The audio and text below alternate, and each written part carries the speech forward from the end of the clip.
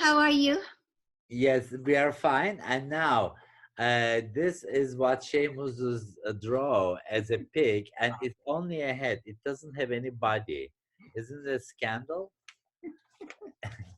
This is only a head and a very big nose, and it's a there is no body. There is no Well, tail. that means that Seamus has a very huge intuition. Intuition is his main function.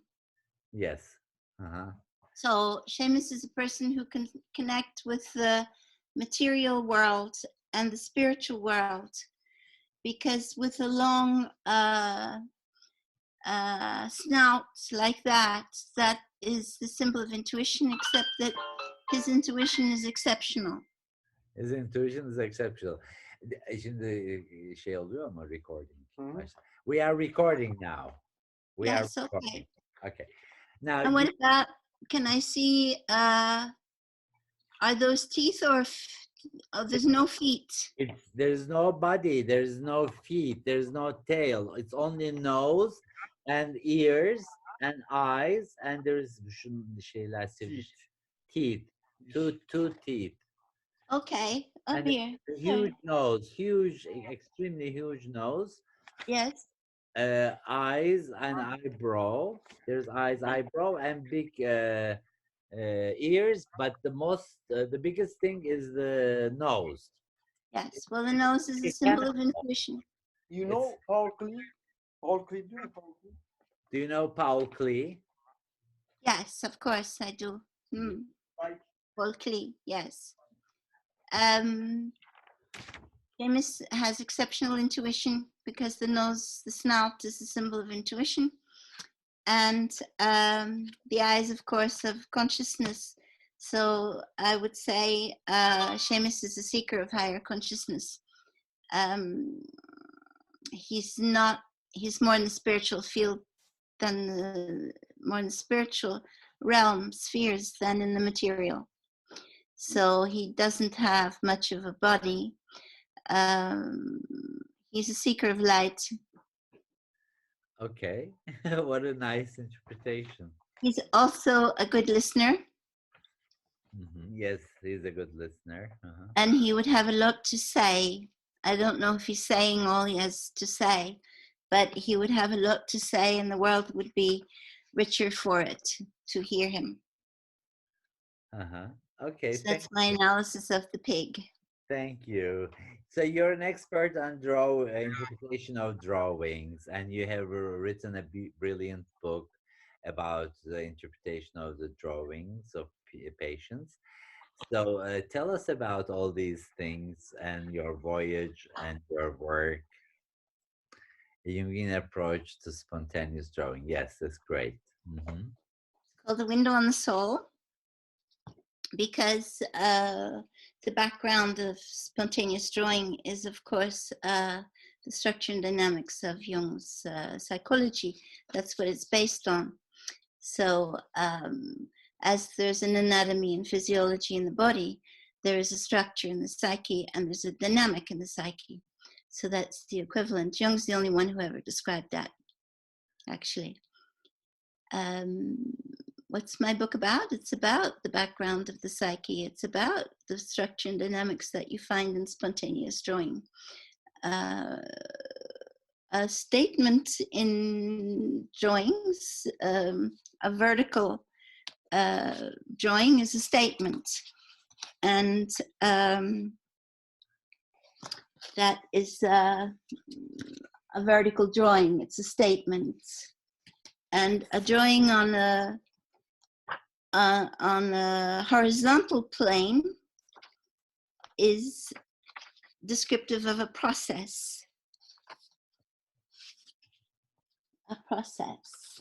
That would be a horizontal plane, descriptive of a process. So we can get either affirmations, statements, or we can get insight into a process in the psyche.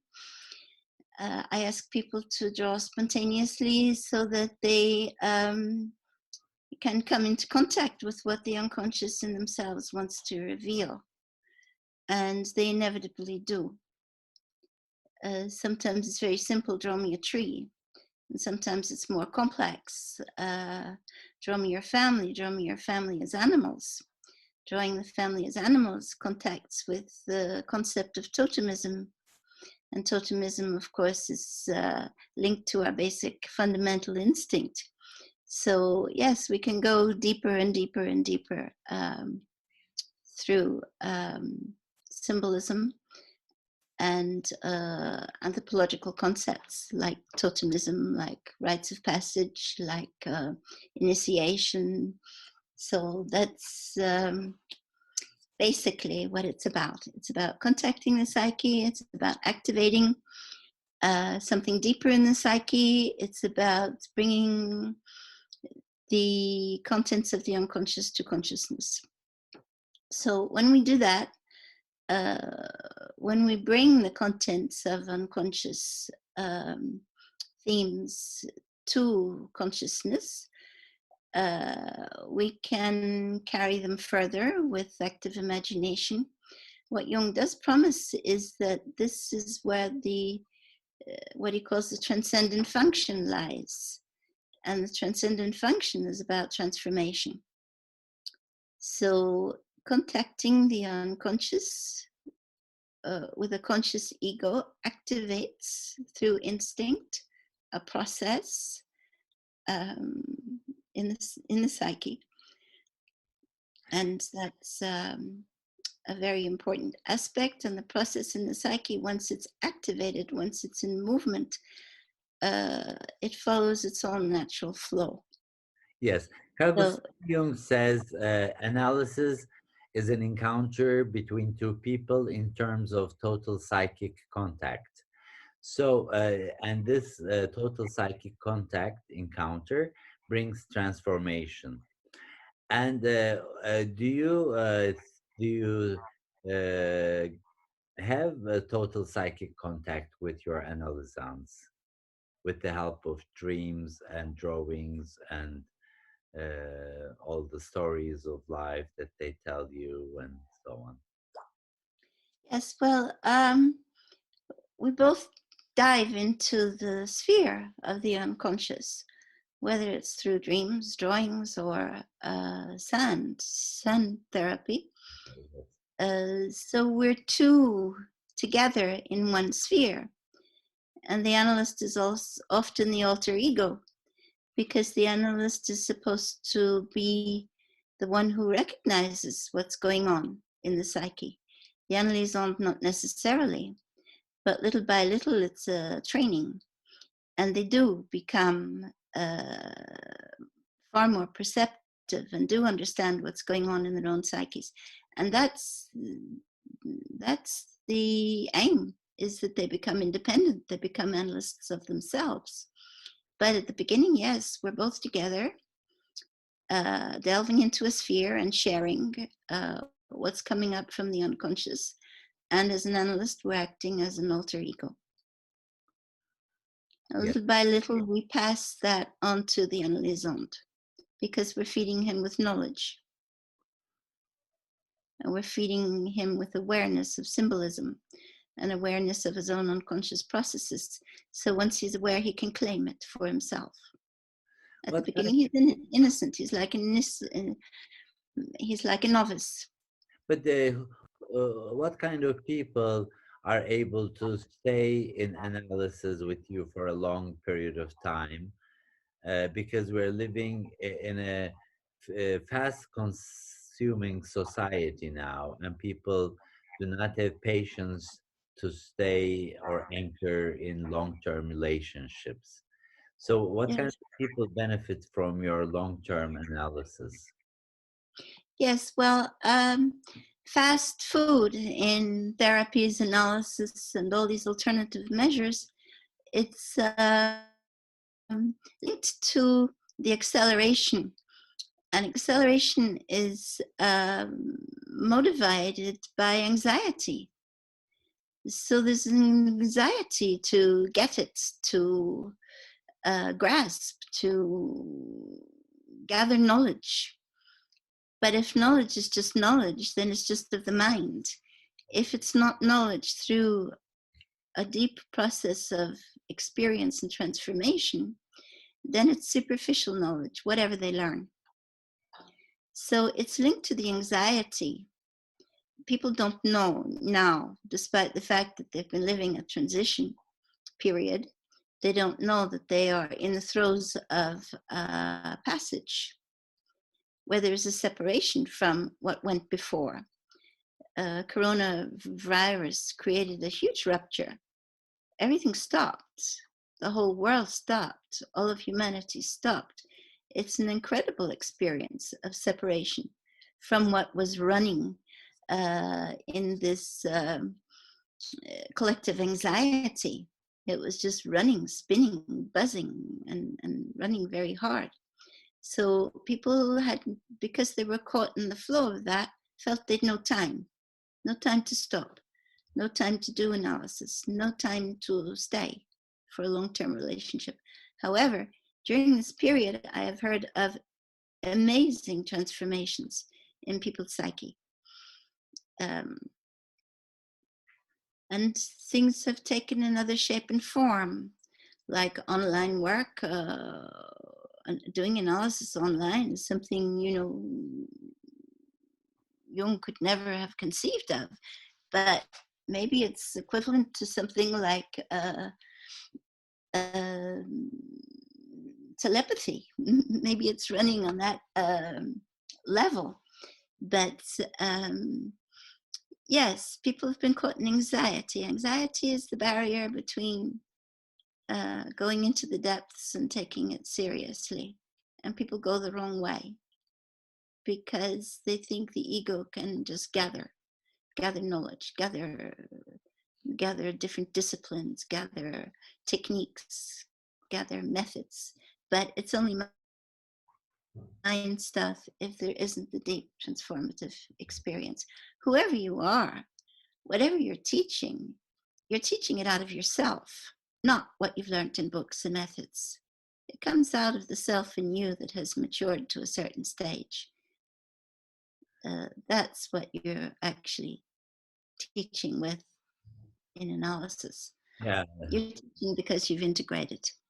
Yeah. And the other is learning to integrate. They always say the personality of the therapist is has more effective role in the benefit of patients more than what the school of therapy is. So the personality of the therapist is more important than the school of therapy that the therapist belongs to. Yes, but Jung says too, the academic side of learning is not enough. You have to prove your own maturation process.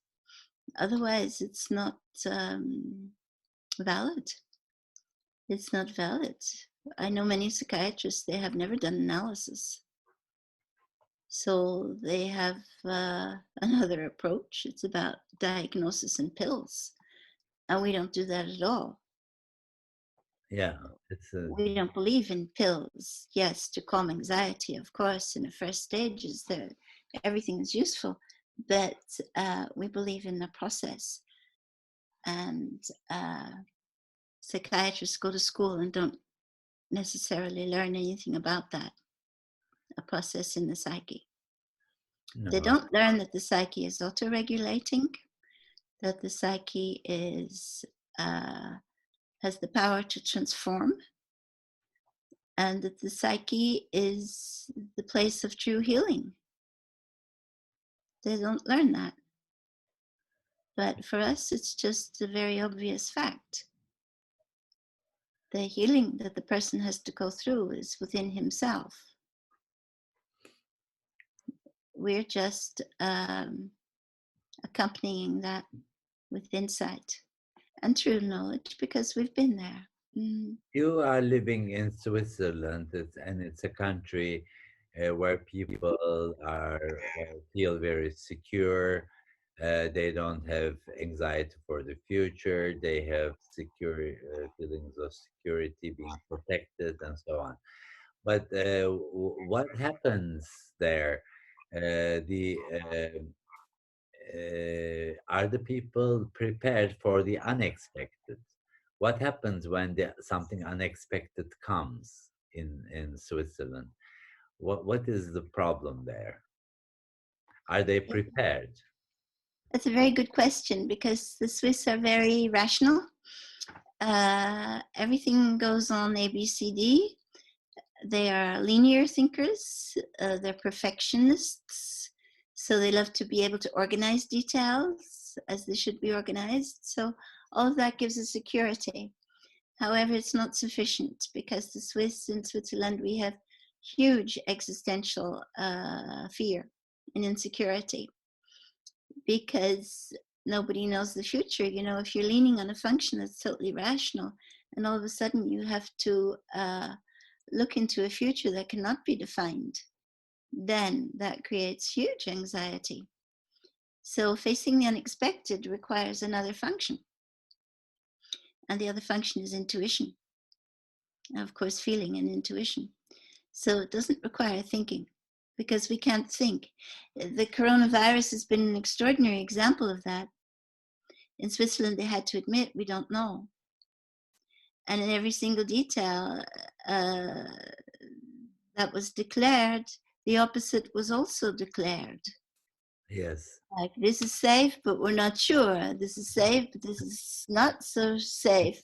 So they have not been able to use their superior function, their rationality, their thinking, their linear way of processing things. But that function is saturated. And I find that they have collectively adapted well to the unexpected. Mm-hmm. They have adapted well. Of course, there's always people who don't adapt, but they have adapted well, and they've had to bring up other functions in the psyche, feeling. Like, neighbors have to take care of neighbors. If not, lonely people in flats in the middle of a town, they will die. If people don't come and knock on the door and say, can we help you with your shopping? Can we help you in any way? Can we just bring you some company every day? While I live in my village, I have more contact than ever with the people around me. So they've had to bring in a feeling function, which they had no time to bring in before, because everything was such extraordinary stress. There was such extraordinary collective stress. So yes, we have to adapt to the unexpected. And that's a huge challenge. You are right, yes. How do we adapt to the unexpected? It's unexpected. It's unknown. Mm-hmm. And there's only one single security possible, and that's within oneself. Yes. And within oneself, you can ride any wave that comes if you've got that alignment. And Jung promises that alignment, but we have to contact the unconscious. You see, coronavirus is an expression of a collective unconscious revolt. Yes. It's a collective unconscious nightmare. And the polarity is life and death, because corona promises death. And for many, she's promising reorientation and rebirth.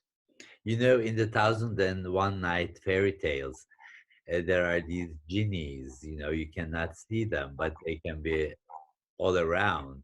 So the virus is like the genie that came out of the lamp, you know, and it's all Yes, yes, totally invisible. it's invisible and it's uncontrollable, and you don't know where it is.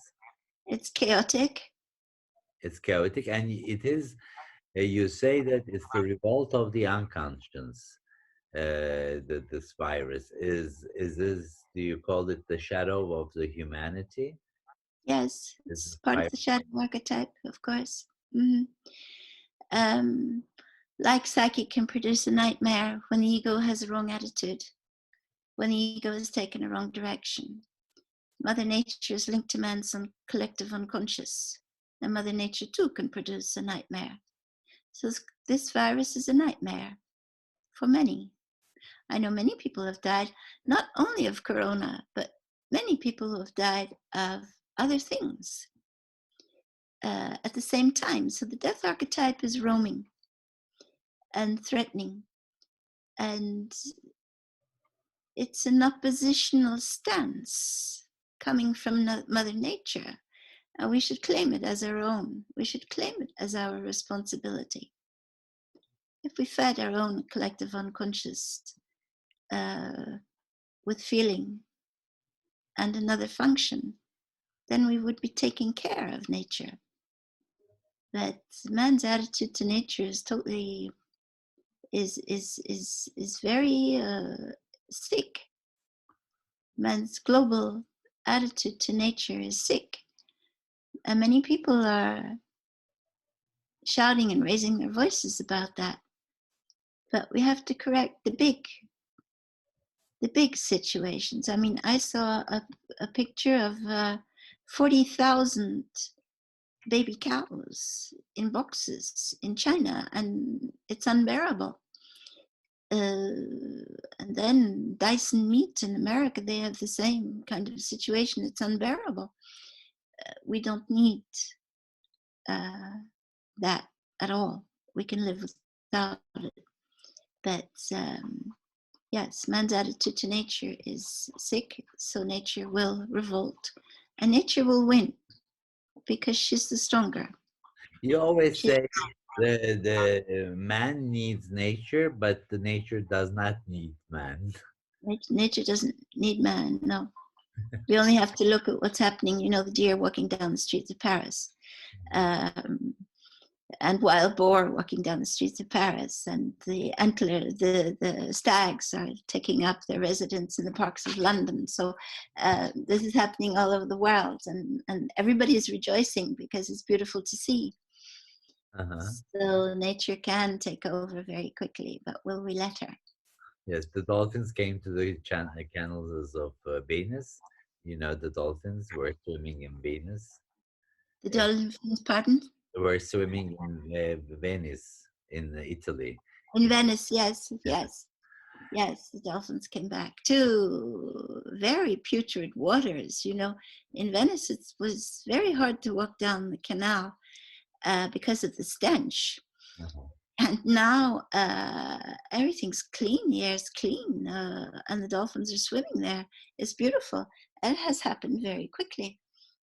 But why do we bring pack boats into the port of Venice with 6,000 people aboard? It's not acceptable.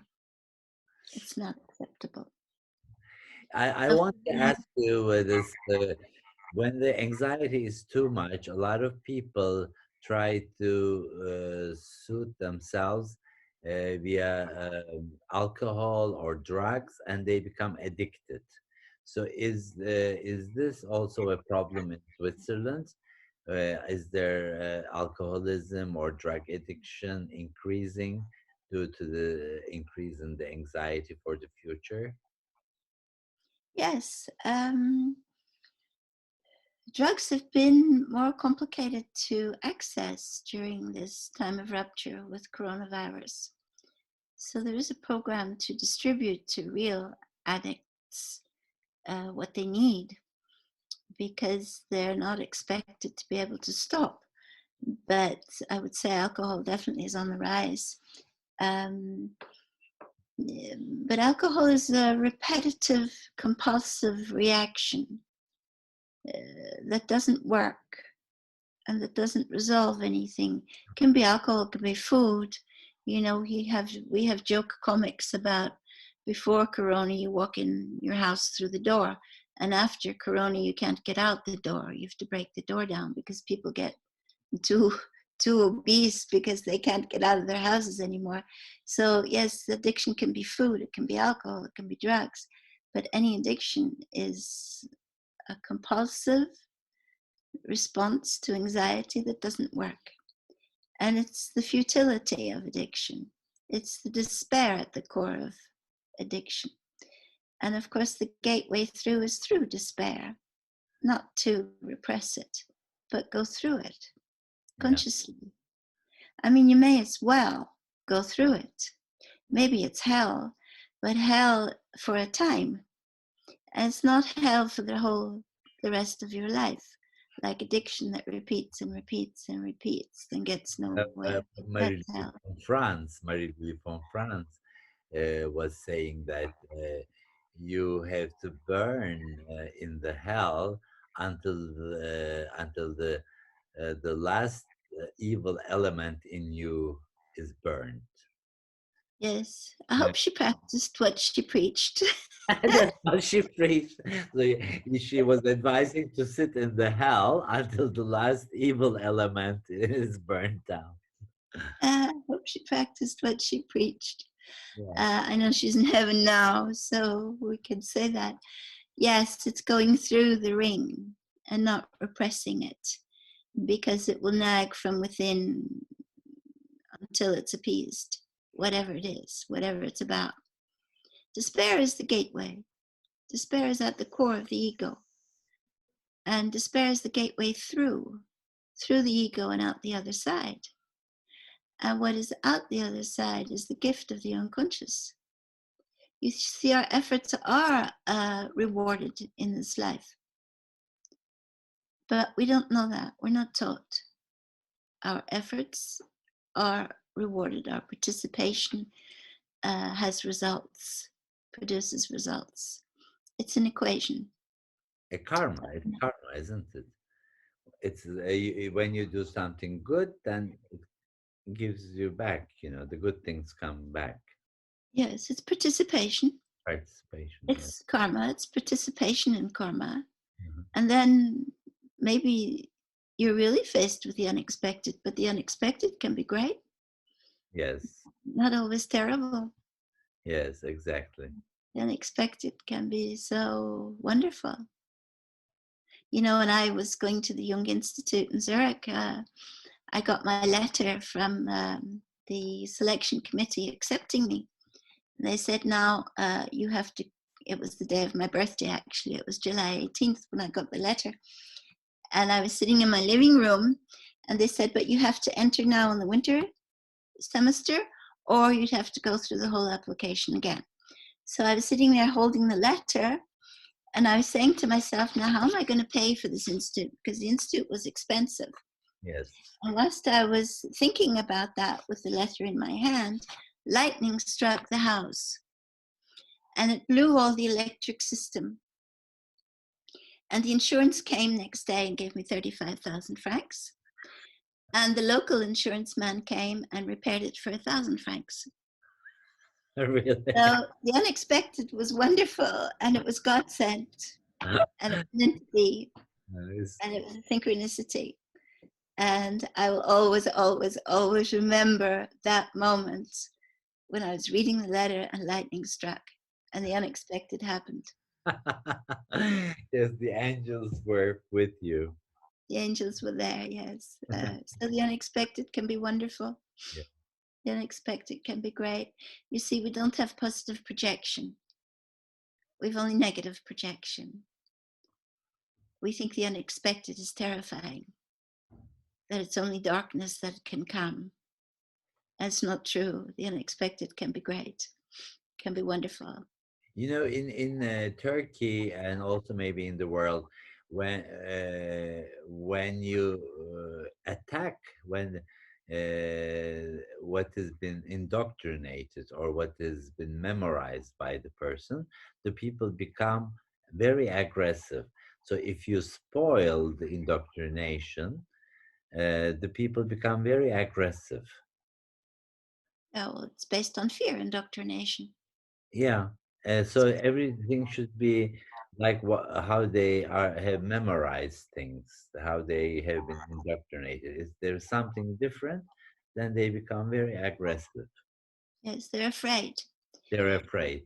Their aggression is based on fear, because if you take their belief system away, what's left? Nothing. The void. And they're terrified of that.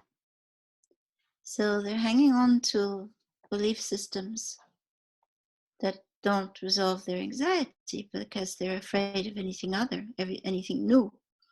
Whereas if they're free, they can englobe everything.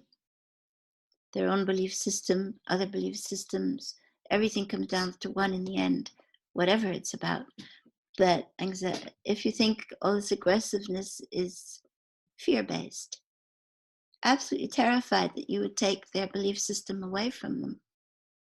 At the same time, the belief system doesn't work because as soon as you touch the button, they get aggressive and terrified. Mm-hmm. So it's always functioning. Well, you know, you're a refined mind, so you have to function in that sphere. Yeah. Yeah, of thinkers, people who think.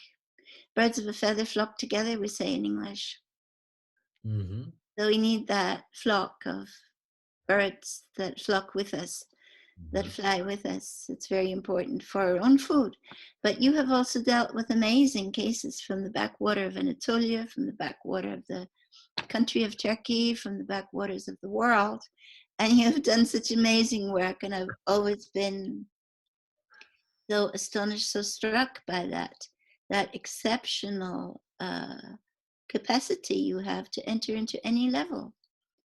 I mean, I've met autistic boy with you. I've met who touched a donkey for the first time in his life and smiled. It was just incredible. Yes, You've taken on cases that doctors and clinics would not take on, and have had huge successes.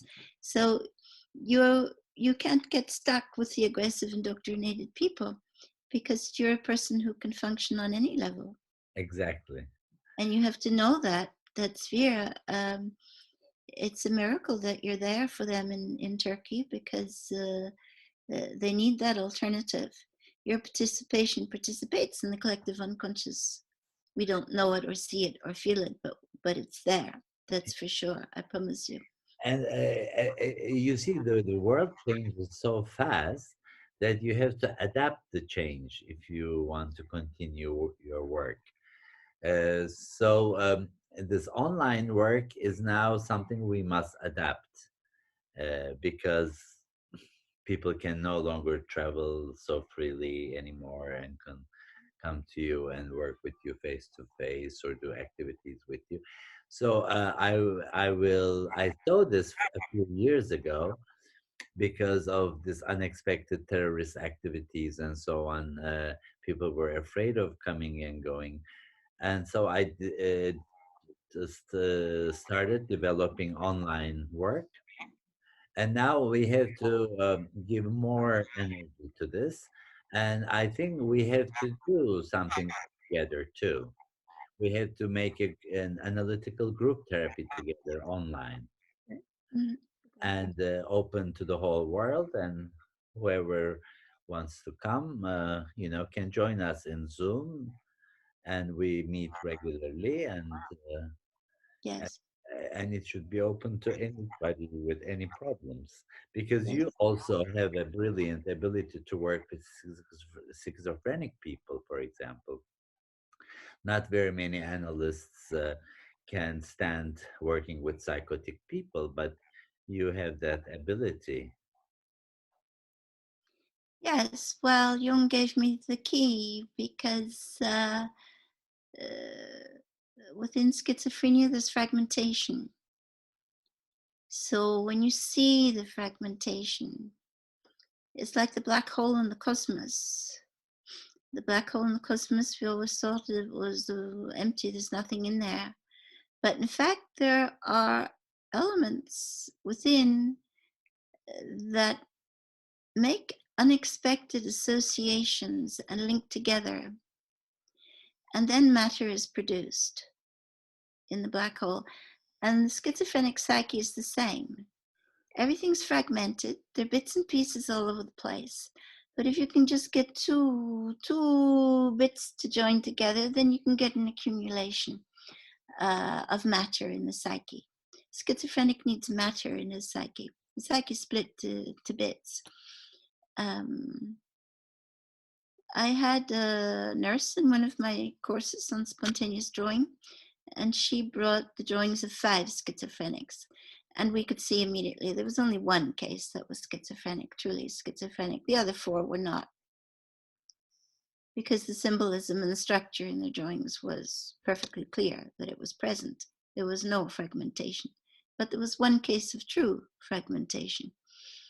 And yes, I have worked in the past with fragmentation.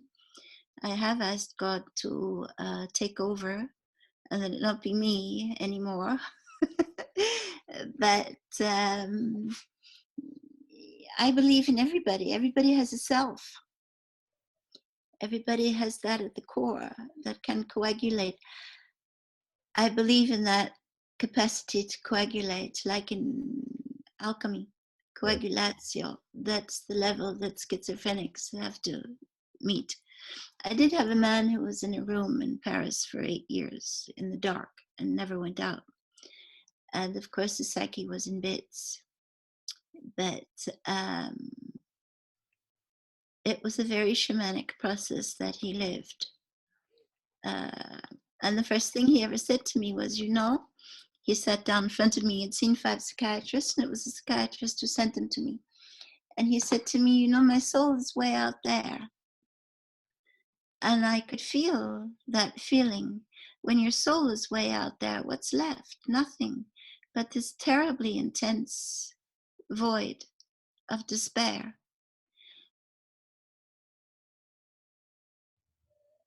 Talking about.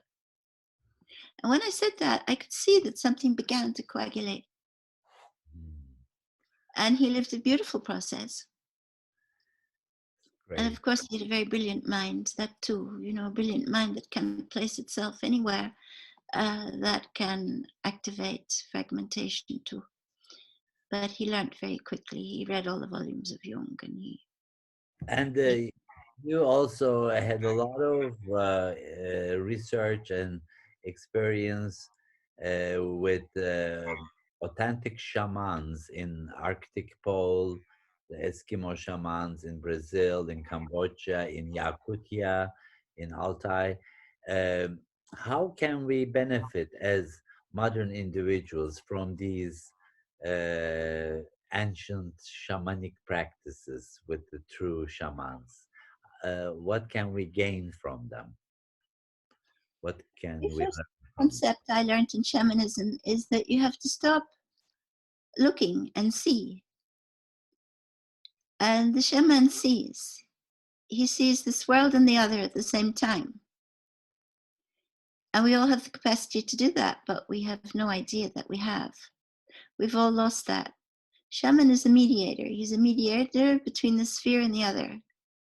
So people use practices, you know, they tap on drums and they use practices and they learn rituals. But if you can't get that totalized perception of here and there at the same time, then I don't think that you're a real shaman. I've met a real shaman. For example, in the mountains of Laos, a little man standing in front of his bamboo hut, and my guide said, "Is there any? Do you know where we find a shaman?" He said, "I'm the shaman." He was just waiting for us at the door, but he was a man who immediately said, "I can see your soul," and he could really see your soul. And my guide was so astonished that he just fell to bits. He couldn't believe that this could exist. Mhm. And this man, Samiteng, not only saw his soul, but he did a soul reading. He did for both of us. He was also a man who, during our time there, at one time he asked us to leave. And he called us back at 1:30 or something. And it was amazing. There are no clocks there. He has no watches. He's never had a watch. But exactly at 1:30 on the dot, he was at his door again. It was amazing. And he had become a woman because the shaman integrates his feminine totally. So he's masculine and feminine. And he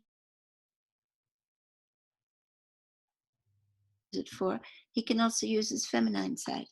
So a shaman aims at totality, just like Jung. Jung wants us to integrate the anima, but we haven't even integrated the anima mundi, the anima of the world. But if we integrate the anima, we also integrate the anima of the world, the spirit, the soul of the world. So a shaman is a very special person. in all my travels, I have met a few real shamans. Shaman is also elected by nature. Nature always has an extraordinary other response to a shaman. For example, I met Manise in the Arctic Circle. I was in the highest community on the planet, in the Arctic Circle. Manise was 16, but he had been out in the ice in the dark, and he had fallen. The ice floe that he was on, the ledge broke, and he fell into the ocean. And his brother couldn't help him to get out. So his brother ran back to the village, and it took him 6 hours to come back with the village men and find the place again where Manise was. And when they pulled him out of the water, he was totally untouched. Because even an Eskimo in freezing waters has a certain life expectancy, a certain limit that he can survive. So it was immediately recognized that Mother Nature had a different response to him, that she honored him. And of course, he honored her. So in that collaboration, he was saved. There was also another incident. Manise came up to hear on me. He was about 5 foot something. He was very small.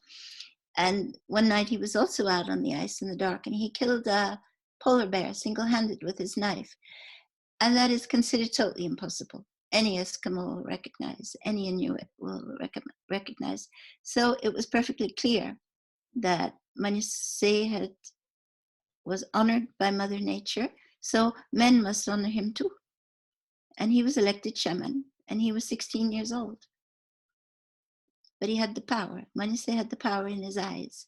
You wouldn't lie to Manise, you wouldn't treat him badly, you wouldn't cheat on him, that's for sure, because he did definitely have power. So yes, I have met shamans. I worked with Castaneda once upon a time. Castaneda taught the precepts. He wasn't a healer. Manise was a healer. Samit Singh was a healer. Castaneda taught the precepts, the concepts of shamanism. You learn to see, not to look. You get off the carousel. You get off the spin. You get off the plate of life. You enter into your double, and you get to know it. So you enter into your shadow. Your shadow is not negative. It's also positive. In entering into the shadow in Castaneda's sphere, you can do things that you can't do in your normal ego personality. So Castaneda was all about concepts. And Samit Singh was a healer, and Manise was a healer. So shamans can be teachers or healers, but Mother Nature has a special reaction to a true shaman. He's a mediator between the sphere and the divine. And you were saying that the shaman is able to pass the vortex and come back. That's right. Maybe you can say something about this. Yes, well, when you go into altered states of consciousness, what happens is that there's the very first stage of altered states of consciousness is what we call apentics. These are optical things happening. So within you see spirals and zigzags and sparks, things happening inside in the psyche. And then after that phase, what the mind tries to do, if you see a zigzag, is to construe. The mind wants to construe, wants to put that zigzag into a form. So the mind might call it a snake, for example. So you have the first phase, aptentics, then you have the construal, where you want the mind attempts to construe, and it's only very relative, its capacity to construe. And then you move gradually into a phase where everything is spinning in a very powerful, energetic field. And that's the point where most people get scared and run away. But actually, that's the point where you go through. You go into the core of the hurricane, and you stand there until something else happens, until psyche shifts.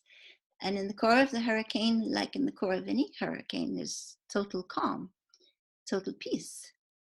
And that's the stage of vision. So if you can get through the vortex, you come to the sphere of vision. Every shaman knows about that. Every true shaman knows about that. And this Eskimo shaman, you wrote a book, and we want to translate it into Turkish and publish it in Turkey. Thank you so much. You're so You're going amazing. to send us the text. I can send you the text, yes, We'll today. start the translation. Sorry? We will start translating it immediately. Yes, you're amazing. Yes, thank you so much. That's very exciting. I think Turkey is a good place too, because in Turkey, there's a collective unconscious that knows about shamanism.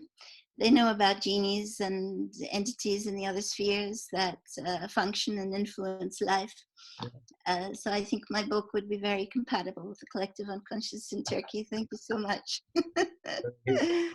Thank you so much. That's very kind of you, as always. Yes. And I thank you very much for this beautiful program that you contributed for our channel, Soul Science School, YouTube channel. And we will disseminate this film to the whole world, and we will make you the new virus of the world. We will make a pandemic of Patricia Elwood pandemic. We'll send this film all over the world.